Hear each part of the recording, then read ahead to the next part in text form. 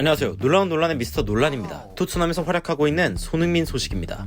오늘 토트넘은 아스톤 빌라와의 경기에서 2대0 승리를 거두며 4위 추격에 나섰습니다. 이 챔피언스 리그 출전은 토트넘의 미래와 재정적인 부분에 직접적인 영향을 미치고 향후 손흥민과 케인 등의 선수들이 토트넘에 잔류할 가능성 자체가 달라지는 일이기 때문에 이 토트넘 입장에서는 사활을 걸고 리그 4위를 무조건 사수해야 하는 상황이 되었습니다. 오늘 경기로 토트넘은 다시 4위 자리를 승점 3점 차이로 추격했으며 5위 웨스트햄과의 승점 차이는 단 1점으로 남은 리그 경기가 9경기임을 감안할 때 충분히 토트넘의 상위권 재진입은 실현 가능한 시나리오가 되고 있습니다. 오늘 경기는 손흥민 선수가 부상으로 빠지며 출전이 불가능했던 경기였지만 그래도 새로운 선수들이 합류하면서 팀의 분위기 변화를 주도했습니다.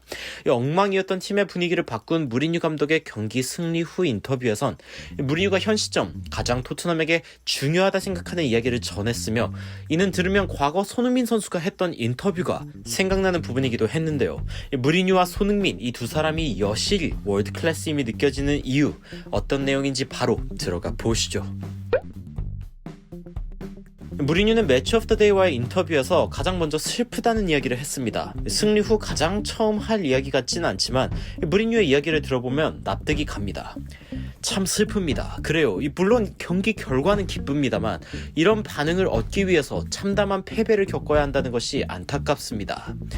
무리뉴가 이야기하는 참담한 패배는 북런던 더비의 처참한 패배 그리고 그 뒤로 이어진 유로파리그의 드라마틱한 역전패 경기를 의미하는데요. 무리뉴는 선수들의 이런 경기력이 반응이어서는 안 된다고 이야기했습니다.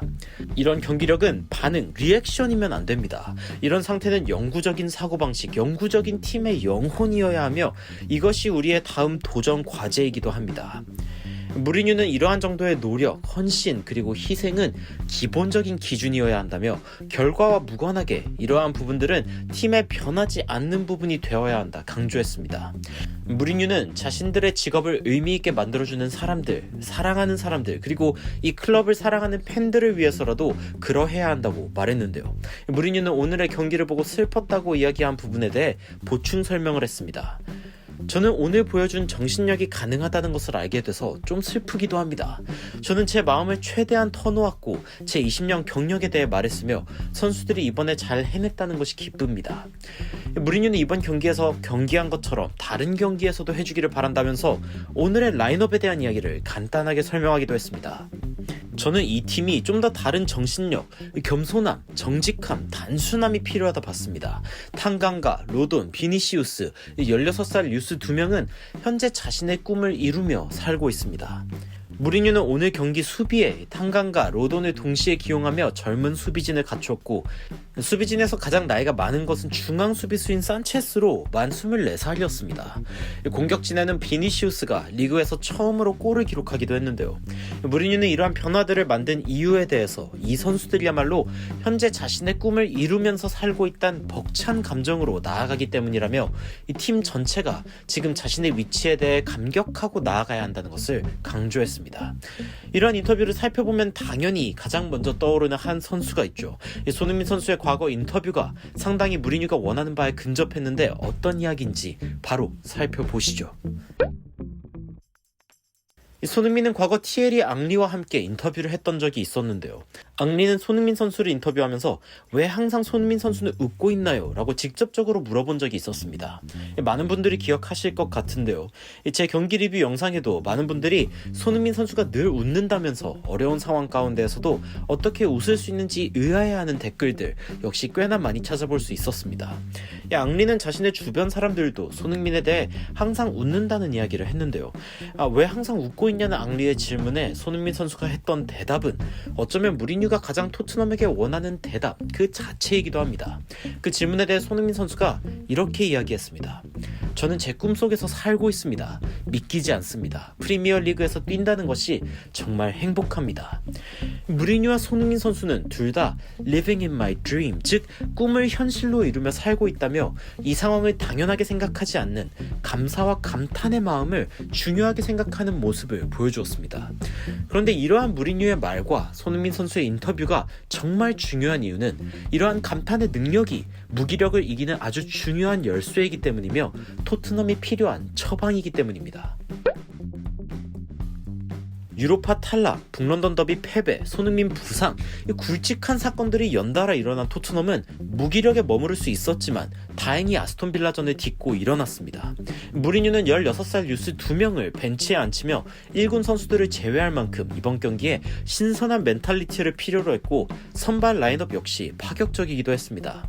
그 이유가 바로 지금 이 순간을 감탄으로 받아들이는 선수들을 뽑으며 현재 당면한 과제들을 전심으로 대면할 수 있는 기용을 한 것인데요. 이러한 요소들은 그 유명한 에리 프롬이 나는 왜 무기력을 되풀이하는가 라는 책에서 무기력을 극복하기 위한 요소라고 강조한 부분이기도 합니다. 과거의 챔피언스 리그 결승까지 갔다던가 미래의 트로피를 들 수도 있다는 것은 현재 직면한 경기를 이겨야 한다는 것보다 더 중요하게 여겨져서는 안 되는 부분입니다. 하지만 토트넘의 스쿼드에는 과거나 미래에 몰입을 빼앗겨버린 선수들이 존재하며 무리뉴는 파격적인 라인업을 통해 이러한 부분들을 바꾸고자 노력했습니다. 16살 유스들은 1군 경기 벤치마저 신기하고 소중한 경험이 될 수 있으며 탄강가, 로돈, 비니시우스 등은 리그 출전이 그 누구보다도 간절한 선수들이기도 합니다. 이렇게 지금 현재 내 꿈을 살아내고 있다는 감탄의 능력 역시 무기력을 극복하는 데 꼭 필요한 요소이며 이는 토트넘이 마주한 매너리즘을 박살낼 유일한 방법입니다. 무리뉴는 축구는 쉬운 것이 아니라며 모든 이들의 관심사가 얽혀있다 말했습니다. 그러면서 무리뉴는 팀에게 공감대를 형성하는 것이 중요하다고 말했는데요. 이 공감대를 만들어내기 위해서는 시간이 필요하다고 덧붙이기도 했습니다. 무리뉴는 자신이 패배했어도 선수들에게 자부심을 느낀 적이 많이 있지만 최근의 아스날 원정 패배나 유로파리그 탈락은 전혀 그런 경기가 아니었다고 평하면서 자신이 혼자 이룰 수 있는 업적이 아니라 선수들과 함께 해야 한다 강조했습니다. 현재 무기력이란 단어는 단지 토트넘에게만 해당되는 단어는 아닙니다. 이 코로나 시대에 지치고 지친 많은 이들이 마주하고 있는 현실이기도 합니다. 무리뉴가 이야기하는 지금 여기에 몰입 그리고 감탄의 능력이 우리 모두와 무관할 수 없는 이유이며 감동적으로 다가오는 이유이기도 합니다. 손흥민 선수가 매번 뛸 수 있다는 감사함으로 경기에 나서는 모습이 얼마나 대단한지는 그 주변의 열정이 식어버리고 과거 업적에 머무르는 목적 잃은 선수들과 비교하면 확연히 드러나는 부분이기도 합니다. 정말 대단한 손흥민 선수인데요. 손흥민 선수보다도 축구계에서는 훨씬 큰 업적을 남긴 무리뉴 감독 역시 하루하루 자신의 삶에 감사하며 그 자리에 책임을 다하는 모습은 그가 왜 여전히 세계적 명장이라는 수식이 아깝지 않은지 설명하기도 합니다. 과연 손흥민 선수가 돌아올 무렵 팀은 다시 4위 진입을 위한 치열함을 보여줄지 그리고 무리뉴의 말대로 경기를 지더라도 자부심을 느낄 만큼 모든 걸 쏟아내는 토트넘을 다시 볼 수 있게 될지 다시 기대가 조금씩 생기는 이유입니다.